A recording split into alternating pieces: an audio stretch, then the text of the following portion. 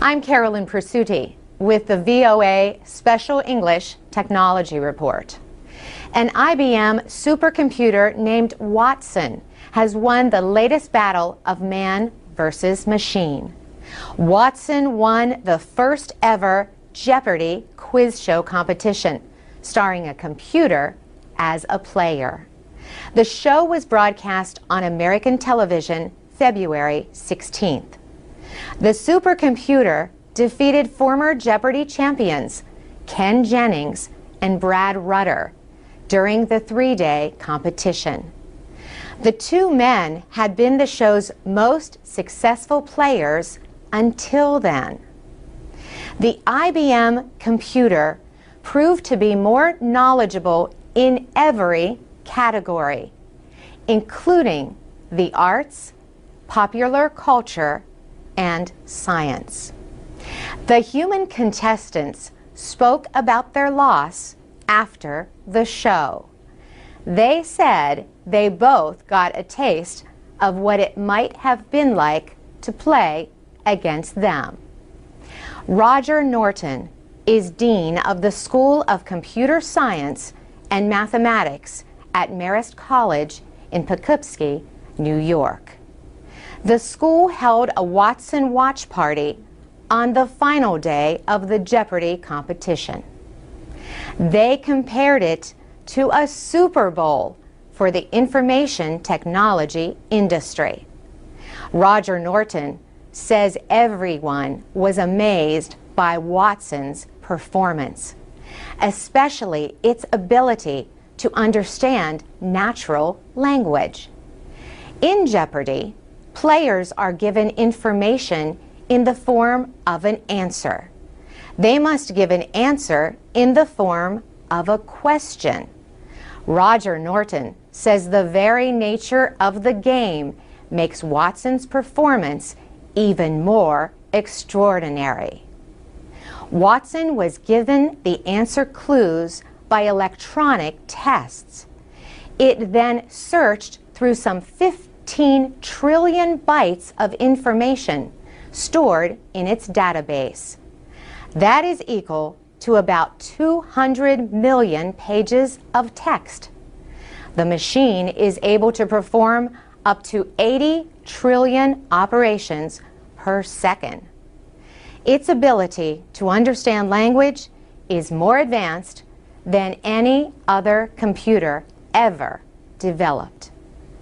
This opens the door to a whole new world of computer applications. From business and investment to medicine and healthcare, the possibilities are endless. Watson is now going to medical school.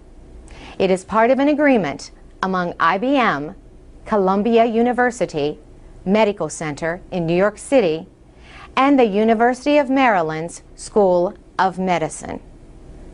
The researchers will help IBM identify the best way that Watson can be used to help the healthcare industry.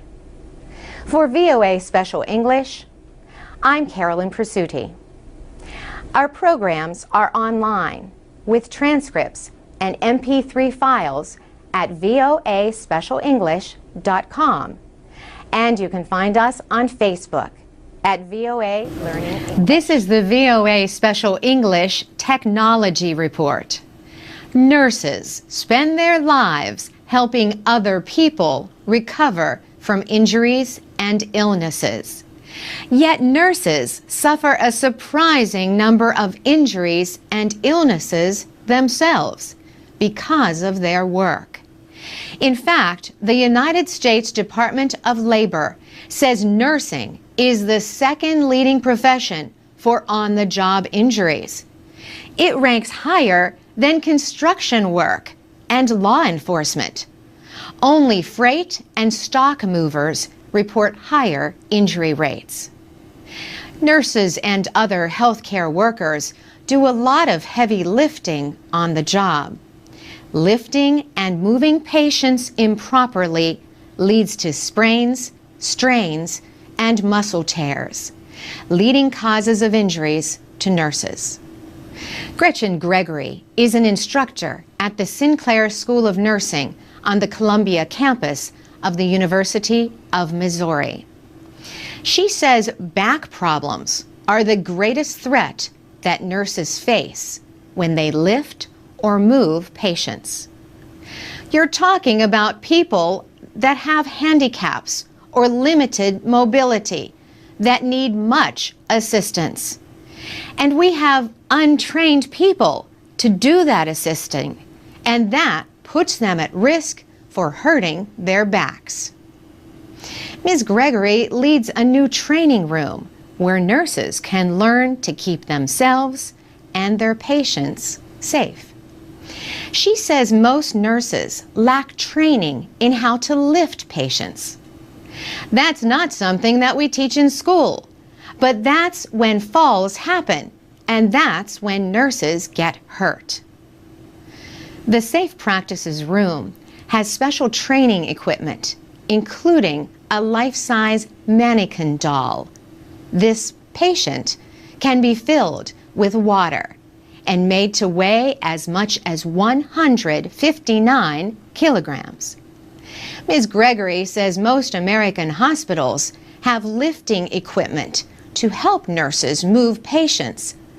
But she says the equipment is often pushed back in a corner somewhere, unused and forgotten.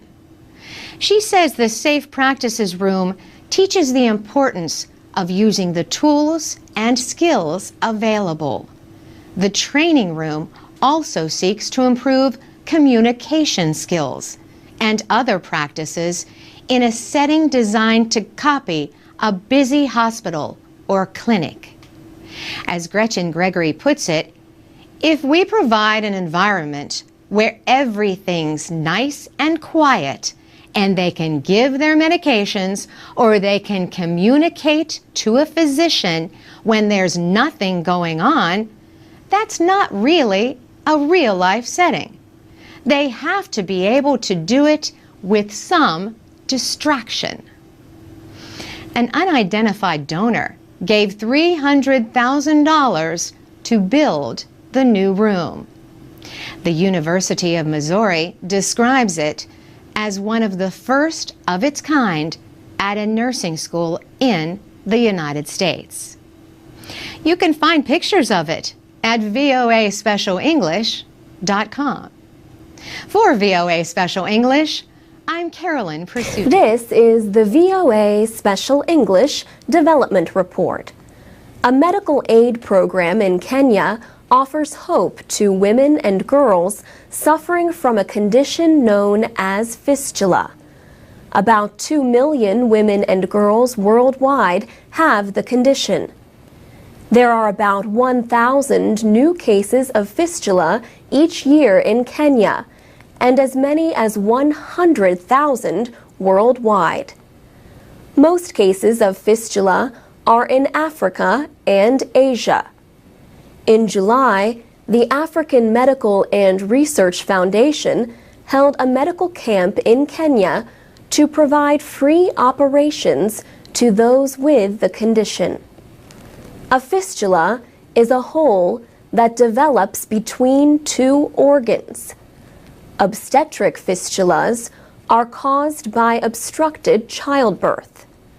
When a baby's head is stuck in the birth canal for an extended period of time, it cuts off the blood supply to the woman's surrounding organs. This causes the tissues to die. The woman is left with a hole between her vagina and her bladder or rectum.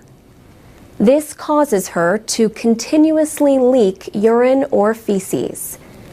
It may also prevent her from having other children or having sexual relations. If left untreated, fistula can cause other health problems. These include skin infections, kidney disorders, and even death. Many women suffer intense shame and social rejection because of their condition. Rose Opio developed fistula during childbirth 23 years ago. She said, "I had many problems. I could not go to my farm or conduct my business. There was nothing I could do. When you have this kind of a problem, you can only take care of your body. There is nothing else you can do. People hated me." Many fistula sufferers are rejected and abandoned by their family and friends. Mrs. Opio's husband left her and married another woman. Mrs. Opio was among the women who visited the free medical camp in Kenya to have operations to correct their condition. The World Health Organization says the simple operation can cure up to 90% of fistulas. The organization also says fistula can largely be prevented. It advises girls to delay their first pregnancy until their bodies have fully developed. This reduces the risk of long and obstructed childbirth. The organization also calls for an increase in quality health care and an end to harmful traditional practices like female genital cutting. And that's the VOA Special English Development Report. Transcripts, MP3s, and podcasts of our reports are at voaspecialenglish.com. This is the VOA Special English Technology Report. Have you ever heard the expression, a ball of energy? People often use the term to describe very active children. But today, we tell about an invention called the socket that is a real ball of energy. A woman who developed the socket calls it a cutting-edge portable generator in the form of a soccer ball. Julia Silverman developed the socket with Jessica Matthews as part of a group project for an engineering class at Harvard University. To better understand what a socket is, you first need to understand how it works. When you play with a ball, a lot of energy is transferred or moves to the ball.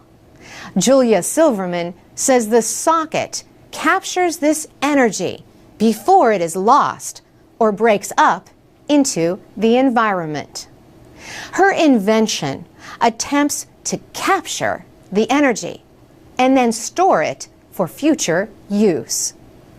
The socket collects and stores this energy with every kick, hit, or throw of the ball. Julia Silverman says users can connect small electrical devices, like a light, directly into the ball. For every 15 minutes of gameplay, the socket can provide enough electricity to power an LED lamp for up to 3 hours. The ball can store up to 24 hours worth of power. The International Energy Association reported last year that nearly 1.5 billion people do not have access to electricity. Most of them live in India, other Asian nations, and in Africa, south of the Sahara. Julia Silverman and Jessica Matthews both had experience in developing countries before they began the project. They knew that power shortages are a serious problem in many areas. Julia Silverman says there is an energy crisis in the world. She notes that 1 in every 5 people does not have any electricity. And there are health issues because those with no electricity may use devices like kerosene lamps, which can produce a lot of smoke. Ms. Silverman says the socket is one small solution to a big problem. Jessica Matthews and Julia Silverman have started a nonprofit organization called Uncharted Play. They hope their socket ball will shine more light on the problem of power shortages. It offers people a chance to put their energy into the world's most popular sport and get some energy in return. And that's the VOA Special English Technology Report. For VOA Special English, I'm Carolyn Presutti.